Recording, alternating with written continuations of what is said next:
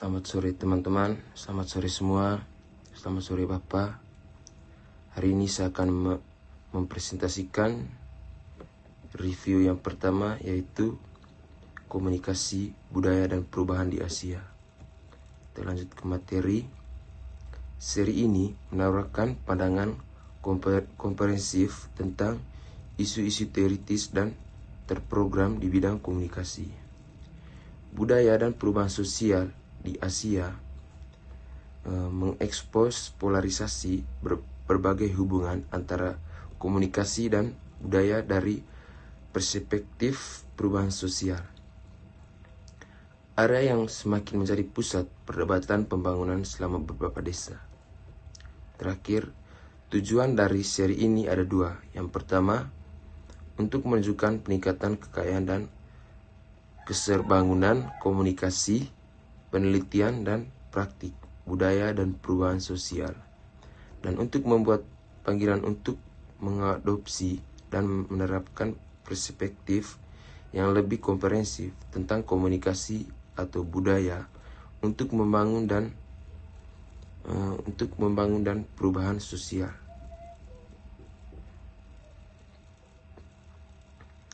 Dengan fokus pada pelokalan dan globalisasi, kasus dan studi di kawasan Asia. Meningkatnya keragaman dan kedalaman tentang dalam hal ini di lapangan, baik penelitian maupun praktisi perlu mendukung pemahaman yang luas tentang komunikasi dan budaya yang melampaui pendekatan konvensional. Oleh karena itu, seri ini akan menimbulkan manuskrip yang menghubungkan proses komunikasi dan budaya dengan pelaksanaan dasar manusia dan warga negara, hak dan pemberdayaan warga negara dalam membuat keputusan tentang perubahan isu-isu terkait pembangunan lainnya. Pendahuluannya adalah awal yang keruh dan pendomaan yang membingungkan dari ideologi lakukannya baik.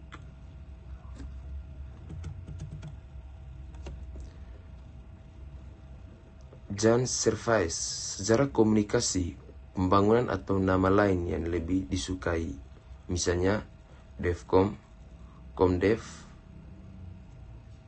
atau C4D. Komunikasi ini dalam bentuk pembangunan atau berkelanjutan, komunikasi untuk perubahan sosial. Komunikasi untuk pembangunan dan perubahan sosial. Kemudian komunikasi dan pendidikan untuk pembangunan dan pengetahuan, manajemen untuk pembangunan. Didokumentasikan dengan baik. Catatan sejarah ini telah didominasi dengan membangkai perkembangan dan dalam 3 paradigma.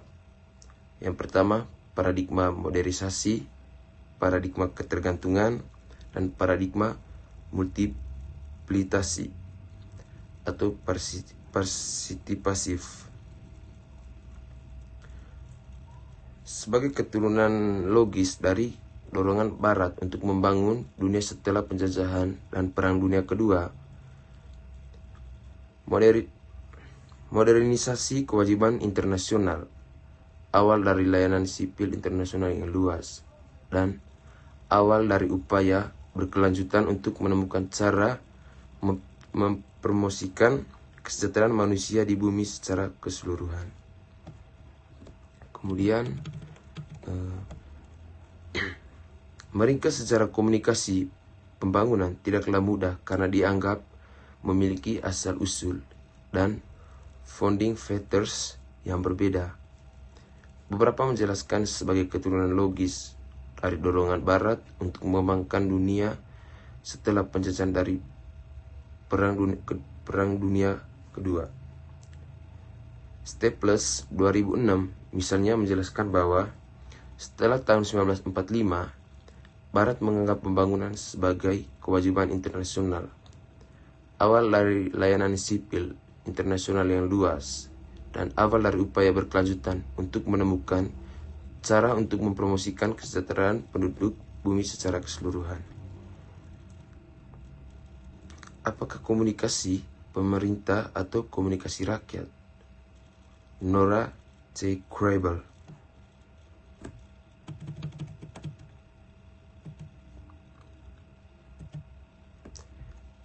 Pembangunan sebagai pembelajaran. Kita mulai dengan premis yang tak terbatalkan bahwa semua manusia memiliki hak untuk berusaha memperluas batas dalam dan luar kemampuan mereka sepenuhnya. Karena kemiskinan yang mengangkar, lingkungan yang buruk, kesempatan yang langka, dan alasan terkait lainnya, termasuk menjadi perempuan. Beberapa orang kurang siap dibandingkan yang lain untuk melakukannya. Mereka sebagian besar adalah penduduk desa yang terdiri dari sekitar 3/4 dari populasi negara manapun yang dikenal sebagai negara berkembang. Lebih dari 900 juta orang miskin berada di Asia dan kawasan Pasifik. Jumlah mereka terus bertambah tanpa disertai peningkatan yang sesuai pada lahan yang dapat ditanami atau produktivitas, yang mengakibatkan kemiskinan yang semakin parah. Dalam situasi ini, tidak menggantungkan ini, masyarakat sebagai pribadi negara berkewajiban untuk campur tangan karena alasan kemanusiaan dan juga karena jika itu terjadi. Kemudian 3 konsep komunikasi untuk pembangunan.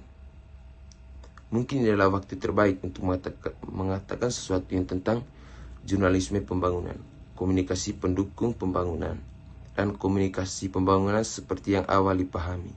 Ketiganya saling menaungi sebagai produk pencarian bersama untuk konten komunikasi dan metode yang lebih sesuai dengan keadaan masyarakat yang miskin yang berjuang menuju kehidupan yang lebih baik.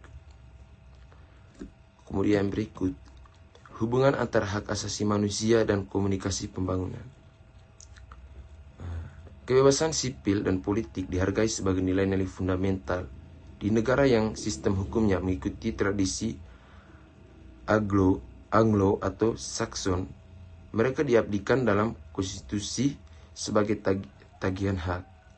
Hak sosial dan ekonomi tidak, tapi mereka didukung dengan tegas oleh negara-negara yang pemerintahan kolektif.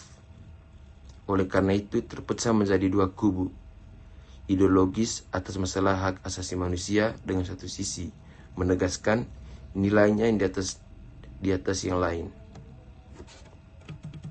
Kemudian yang berikut, kebijakan komunikasi pembangunan.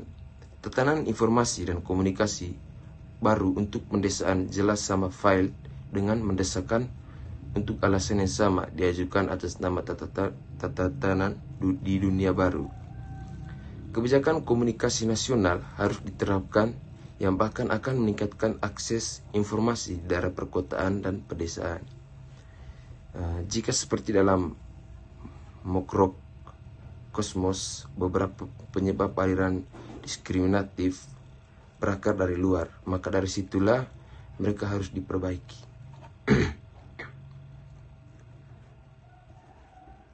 Kemudian, Asia tidak dapat dengan hati nurani mengetuk ketidakadilan di negara lain, sementara situasi yang sama terjadi di halaman belakang mereka sendiri. Selain itu, konstruksi masyarakat miskin global memiliki sedikit kegunaan dalam pembangunan akar rumput. Di bawah keseluk-beluk kaum miskin global dipisahkan menjadi kaum miskin desa yang harus menjadi fokus pada setiap negara. Kemudian, untuk mengakhiri dengan cara praktis, langkah-langkah apa yang mendorong petugas informasi publik untuk tampil sebagai juru bicara rakyat dan bukan hanya pemerintah, beberapa layak untuk dijelajahi. Salah satunya adalah mengubah penunjukan mereka ke hal lain yang memberi sinyal kepada mereka dan kepada publik fungsi mediasi dan interpretatif mereka. Proposal ini mengonsumsikan pengusaha yang tercerahkan benar-benar peduli pada kesejahteraan rakyat.